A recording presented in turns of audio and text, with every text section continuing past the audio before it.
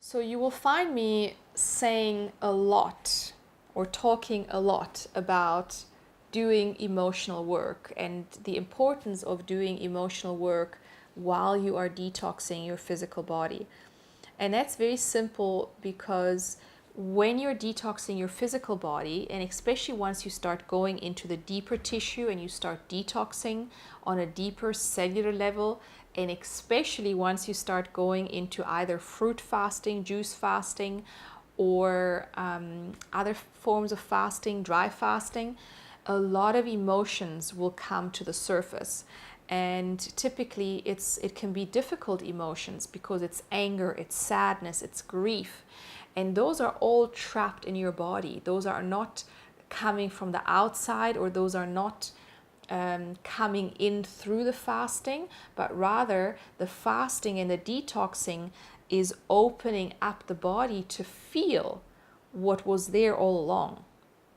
And that is just naturally, as most of us, the majority of us, eat our emotions, have been eating our emotions. And I always say it doesn't matter whether you've been, eating your emotions with an apple or a salad, or if you were eating your emotions with a brownie or a pizza, you were still eating your emotions. And when we eat anything with negative emotion, with fear, with a desire to suppress, even if it's just a cup of tea, for example, or coffee or whatever, you are ingesting, you are pushing down and ignoring these emotions that are just there because they want to be felt, they want to be acknowledged, and oftentimes trauma arises so that it can be finished, it can be completed. But because we don't allow ourselves to go there, oftentimes also because we don't know how, then these emotions get trapped in the body and ultimately don't allow us to come to a real state of alkalinity, of peace, of serenity, of equanimity, and they kind of fester inside of us, perpetuating our state of acidity.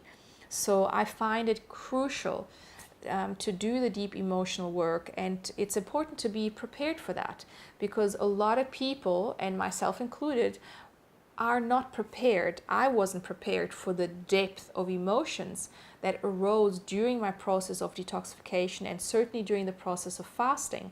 And so what can happen is, you go into fasting and you think, I'm fine and I can handle this, and you get caught in the high of the fasting. But then at some point the high ends and you get caught in all the emotions. And then oftentimes you either self-sabotage by going back to eating, or even if you manage to finish the fast, you then at some point have to go back to eating. And that is when all the emotions come back to surface. And then it seems like, oh my goodness, why did I ever start this process? I'm out of control. But it's not that you're out of control, it's just that your emotions are overwhelming you. And that is why all the programs that I do, all the one-on-one work that I do, always includes the deep emotional work. Because without that, we are not doing a completely holistic process. So look at your emotions, be willing to go there, or simply know that as you start detox, that will be a really important process, a really important part to address.